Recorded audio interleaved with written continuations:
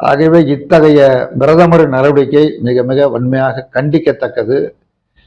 கண்டுகொள்ளாமல் காதை பொத்திக் கொண்டிருக்கிற தேர்தல் ஆணையம் பொறுப்பற்ற முறையில் இருக்கிறது, மக்கள் அதன் மீது வைத்திருக்கிற நம்பிக்கை இழக்கக்கூடிய நிலையில் செயல்படுகிறது என்பதை தெரிவித்துக் கொள்வதோடு, காந்தியை குறித்து குறிப்பிடுகிற பொழுது, காந்தியின் திரைப்படம் வந்ததற்கு பிறகுதான் உலகத்திற்கு காந்தி தெரிய வந்தார் என்று காந்தியை இழிவுபடுத்தக்கூடிய வகையில் பிரதமர் பேசியிருப்பது மிக மிக கடுமையான கண்டனத்திற்குரியது. தேசப்பிதா மகாத்மா காந்தியை நாடு விடுதலை பெற்ற 5 மாதம் 15 நாட்களில் RSS அமைப்பால் தயாரிக்கப்பட்ட நபரால் சுட்டுக் கொல்லப்பட்டதை நாடறியும். ஒரு 6 மாத காலம் கூட அவரால் உயிரோடு இருக்க முடியவில்லை.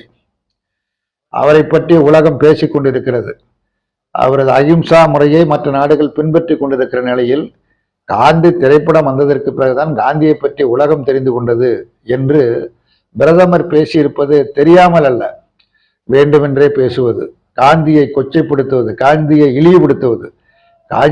காந்தி அவர்களை கொலை செய்த பிறகும் கூட அவருடைய திருநாமம் நாட்டில் இருக்கக்கூடாது என்கிற உள்நோக்கத்தோடு செய்யக்கூடிய பிரச்சாரமாகும். கோட்சேதான் தேசபக்தன் என்று பாஜக தலைவர்களும் RSS ஏற்கனவே பேசிக் கொண்டிருக்கிறார்கள். மிகச்சிறந்த தேசபக்தன், காந்தியை சுட்டுக் கொண்டவன் மிகச்சிறந்த தேசபக்தன் என்று குறிப்பிட்டு பேசினார்கள்.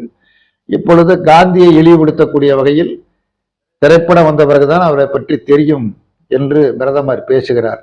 இத்தகைய இழிவான பேச்சுக்கள் அவர் நாட்டினுடைய பிரதமர் என்பதை முற்றிலுமாக மறந்துவிட்டார் என்பது மட்டுமல்ல, RSS உண்மையான பிரதிநிதியாக செயல்பட்டு கொண்டிருக்கிறார். RSS இயக்கம் என்பது நாட்டை அழிக்கக்கூடிய ஒரு பேரழிவை ஏற்படுத்தக்கூடிய இயக்கம். அந்த இயக்கத்தினுடைய பிரதிநிதியாக அவர் உரையாற்றி கொண்டிருக்கிறார் என்பதை தெரிவித்துக் கொள்கிறேன். 400 தொகுதியிலையும் நான் ஜெயிச்சிருவோம் அப்படிங்கிறது ஒரு அறிக்கை வெளியிட்டார்.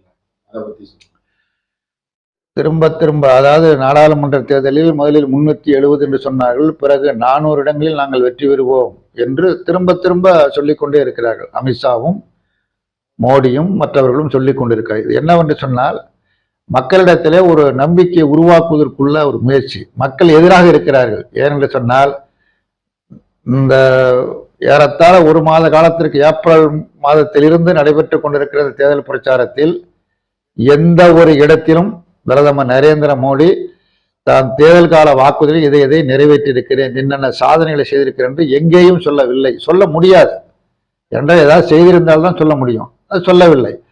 அப்படி அதை சொல்ல முடியாத சூழ்நிலையில் மக்களை திசை திருப்பி பல பிரச்சனைகளை உருவாக்குவதும், நாங்கள் தான் ஜெயிப்போம் என்று திரும்ப பேசி இவர்கள் தான் ஜெயிப்பார்களோ என்கிற ஒரு கருத்தை உருவாக்குவதற்கான முயற்சி